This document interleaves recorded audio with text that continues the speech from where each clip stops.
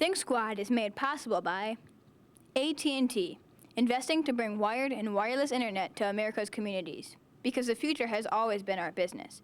AT&T, your world delivered. The American Honda Foundation, a proud sponsor of Detroit Public Television's Think Squad project and committed since 1984 to improving science and math education for youth across America. To learn more, go to www.foundation.honda.com. And from contributions to your PBS station from viewers like you. Thanks. People say science can be a real drag. I say that's just because they don't have the right support. I'm Alexis. I'm the leader of the Think Squad. We help kids solve problems, all kinds of problems. I've got a good team. There's Christopher. He's my right-hand man. He doesn't say much, but he misses even less.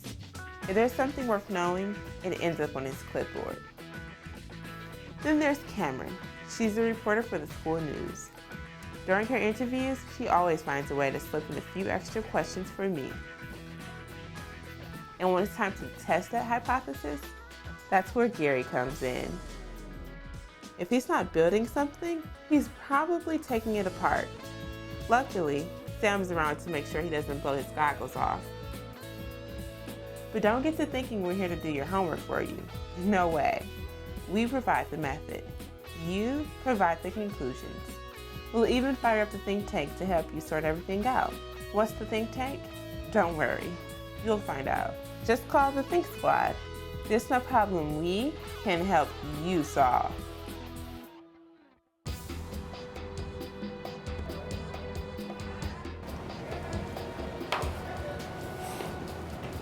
They said 5 o'clock.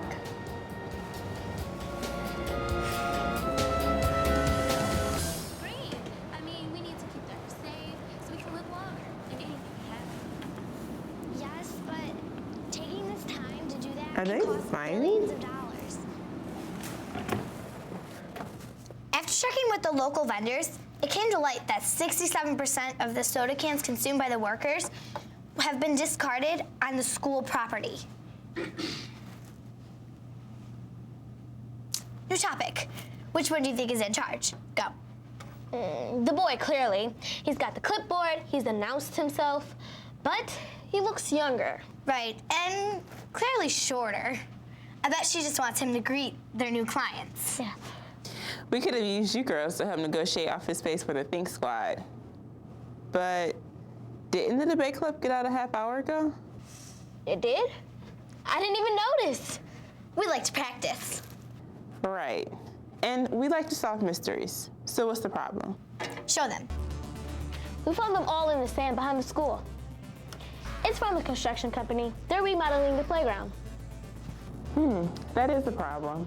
Not for us. We think we finally got what we need to shut down the company and stop construction. What? Why? The polluting has to stop now. We're gonna kick them out of our playground once and for all. And your Think Squad is gonna give us the science we need to prove our case.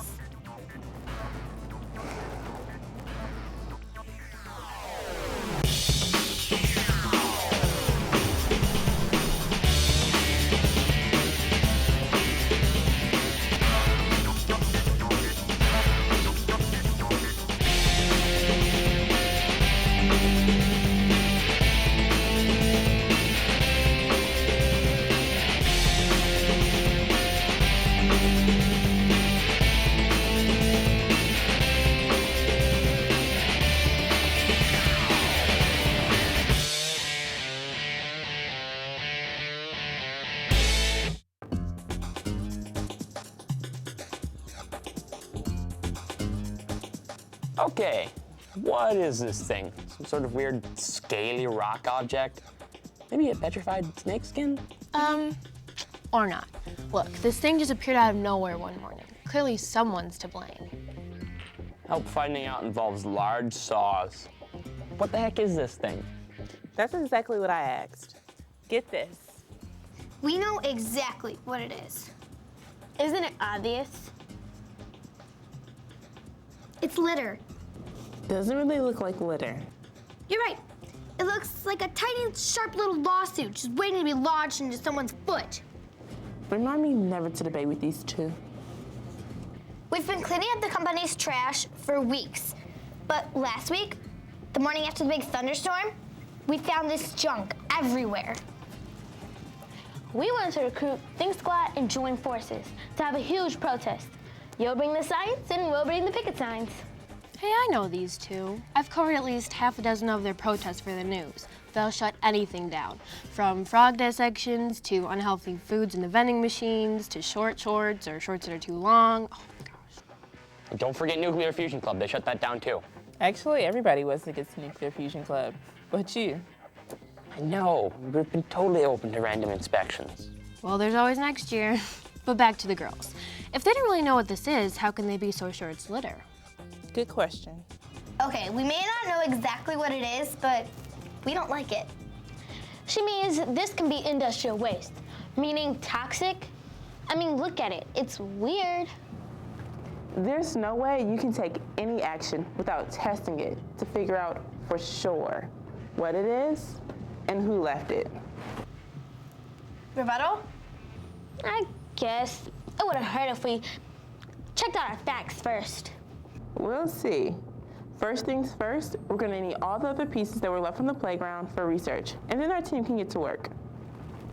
You guys do have the other pieces, right?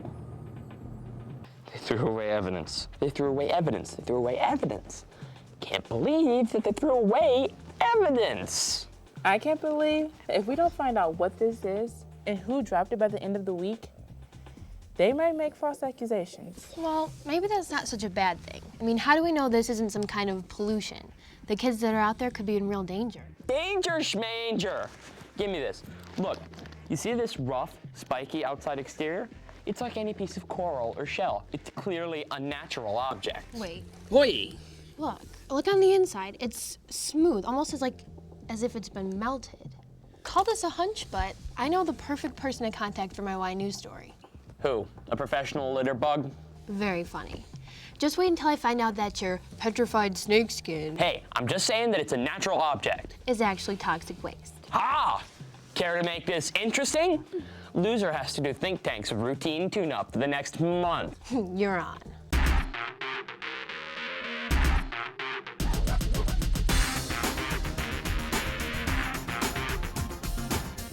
Bringing you scientific news hot enough to make your friends melt with envy. Hi everyone, I'm Marjani. And I'm Ashley. Your Y News update starts right now. Today we are firing up your news break with the topic of melting. Apart from ice cream running down the sides of your waffle cones, how much do we know about the science of melting?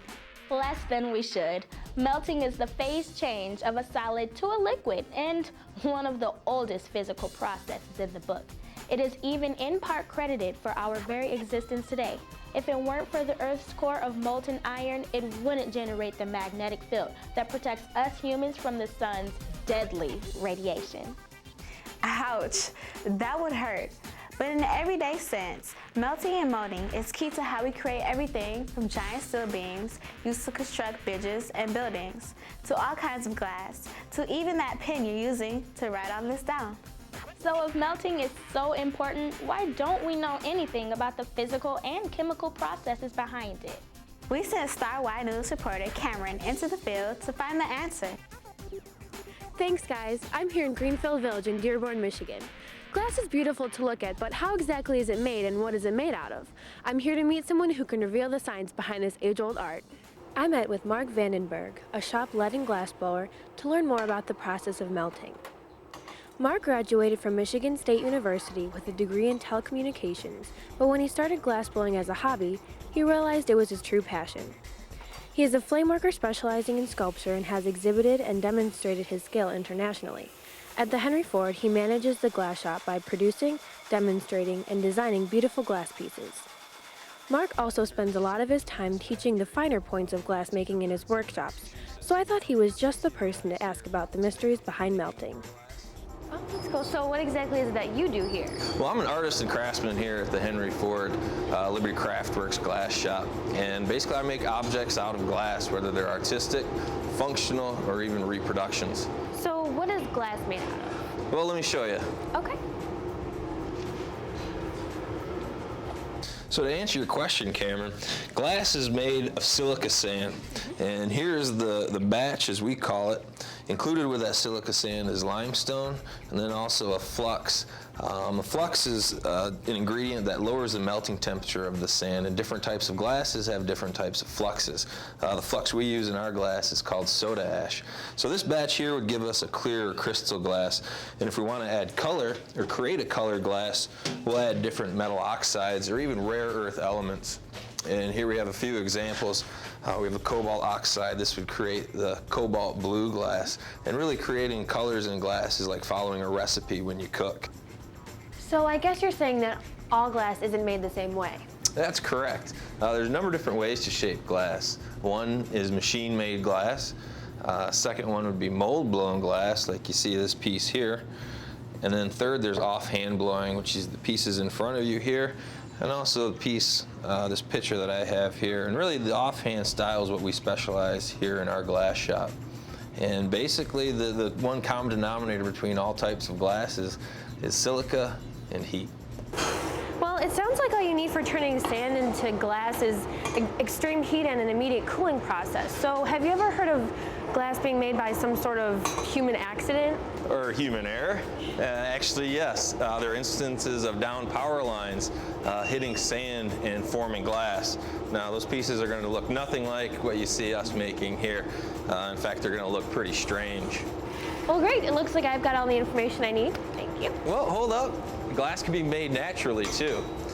In fact, meteorites, when meteorites hit sand, the friction, heat, and explosive impact melts the surrounding sand into meteorite glass. And then also volcanoes create glass.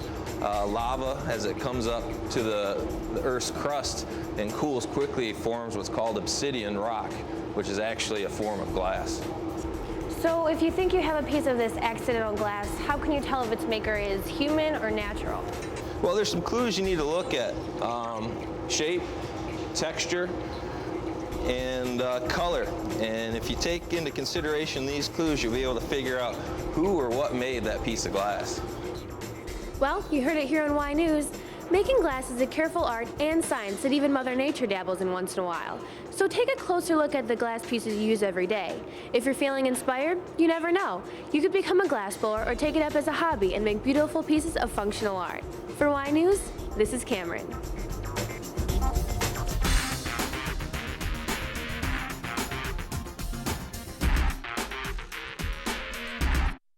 Have you ever been wrongly accused?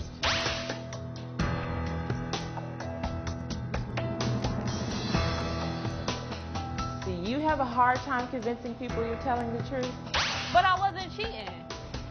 Do you need someone to prove your case? You better think squad! When everyone had accused me of cheating, the Think Squad used handprint analysis to prove I did not copy that paper, and they cleared my name. Thanks, Think Squad. There's no problem we can't solve. Contact us with the Think Squad.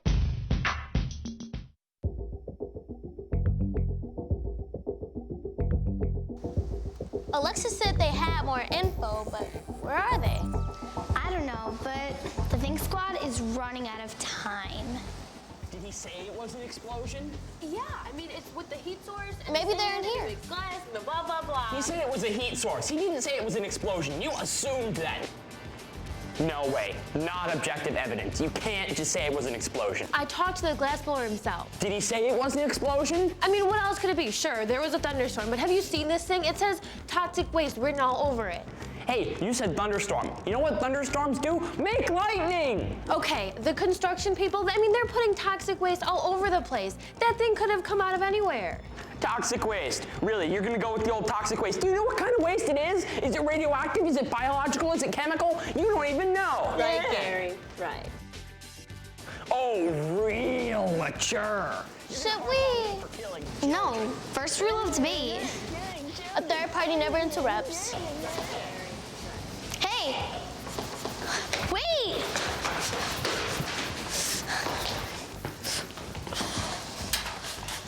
Is that our case file? I think you should just hand that over to us.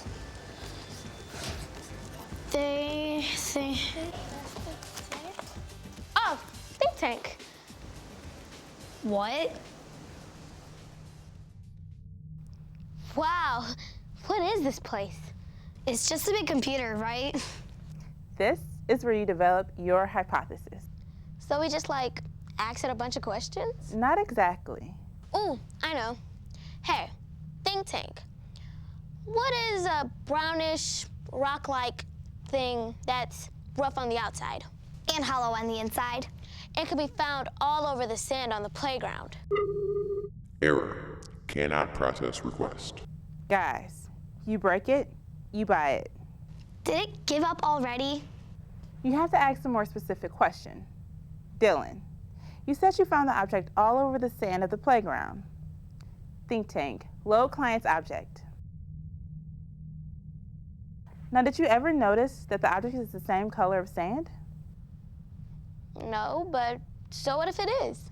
Well, if it was just a piece of everyday litter, why would it have the same characteristics as the ground it was found on?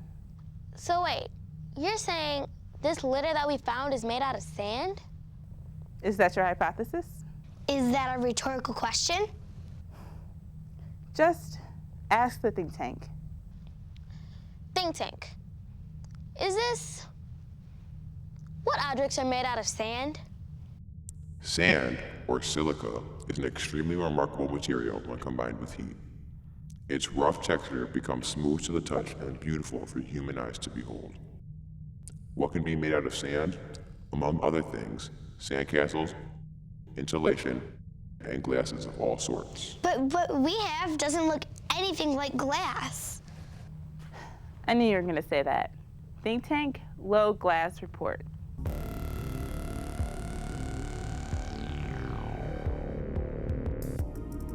There are 6 main types of glass: soda lime, lead glass, borosilicate, aluminosilicate, fused silica, and normal silica glass, which makes up most of our world's glasses.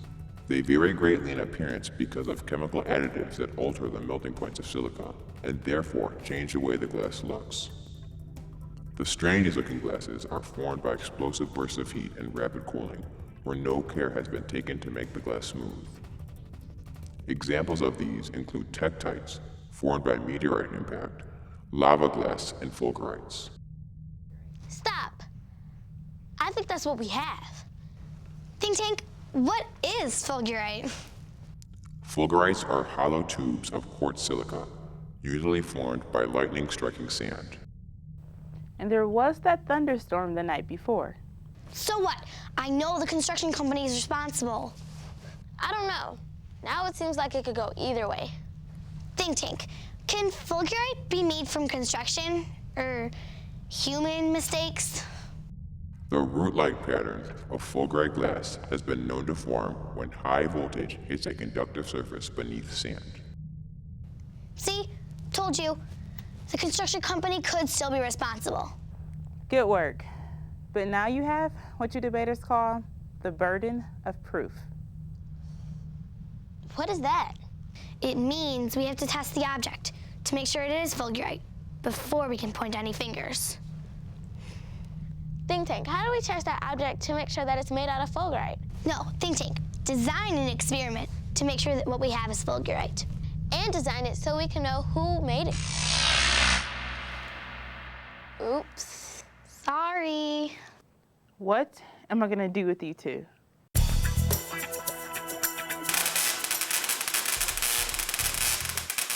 Gary! Oh, hey, you're just in time for some homemade fulgurites. No, no. That is far too dangerous and irrelevant.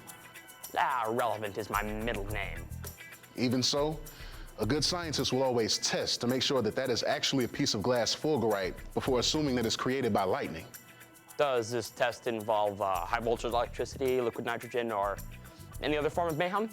Well, no. Then no to your idea as well. You've never heard of phase change before, have you?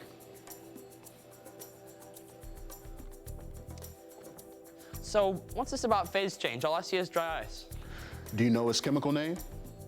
Dry ice trogen? It's the solid form of CO2, and it's very, very cold. But because of the warmer air in the room, it sublimates, which means the CO2 goes directly from its solid state to its gas state. And that's what's generally known as phase change. Sounds simple enough. It is simple, especially since we can observe it with our own eyes. Indeed. Let's go make lightning. Wait. Observe.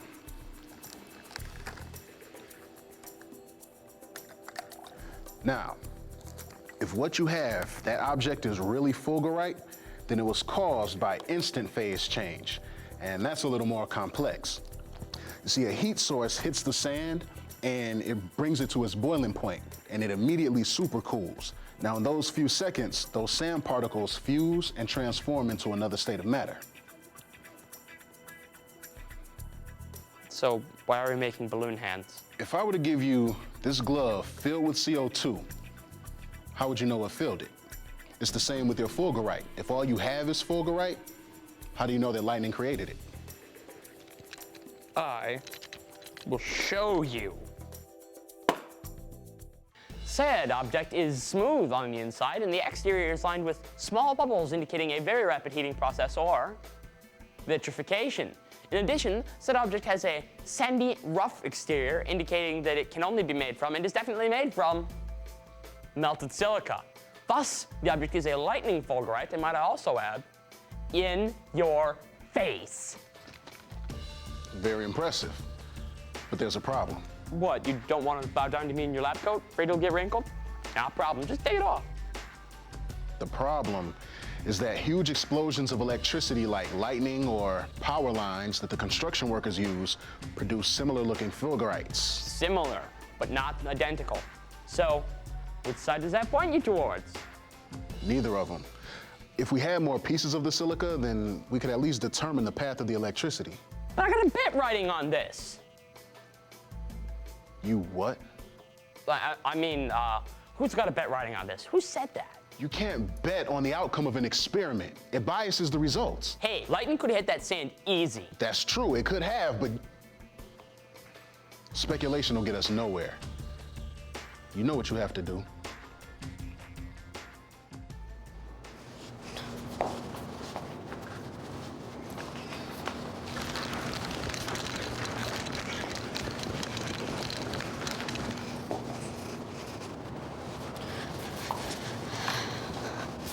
Where are you guys going? But where are you going? You don't even have the results yet. We gave you your shot. How can you go out there if you don't even have any proof? Hey, whoa, everybody stop.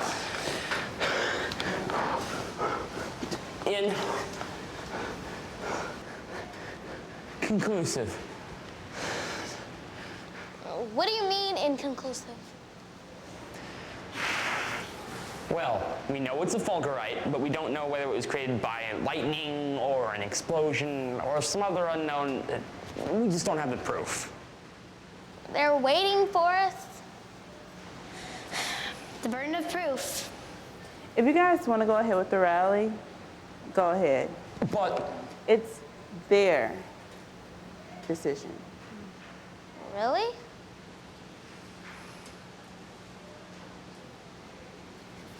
Too risky. We're dropping the case. I'm glad to hear you guys say that. Now, you're both members of the Think Squad. Awesome! Yeah. Thanks for everything. Where are you guys going? To the protest. Everyone should know what the oil companies are doing to our ozone. Yeah, and I've been waiting to get a hold of these guys for years.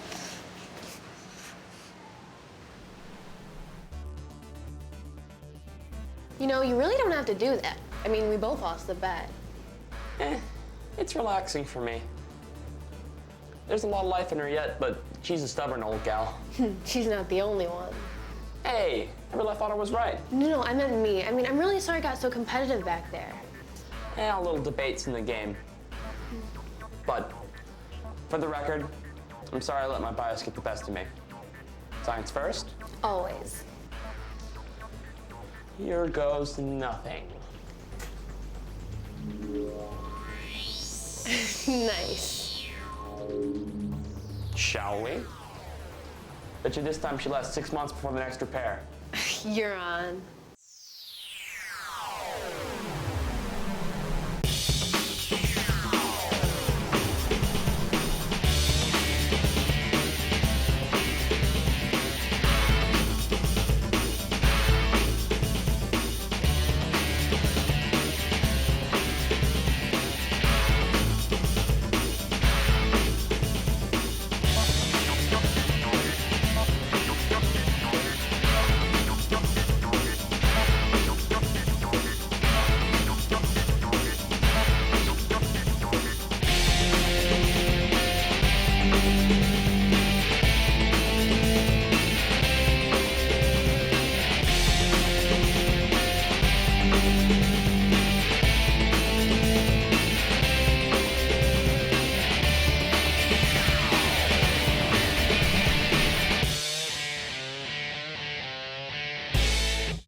Think Squad is made possible by AT&T, investing to bring wired and wireless internet to America's communities, because the future has always been our business.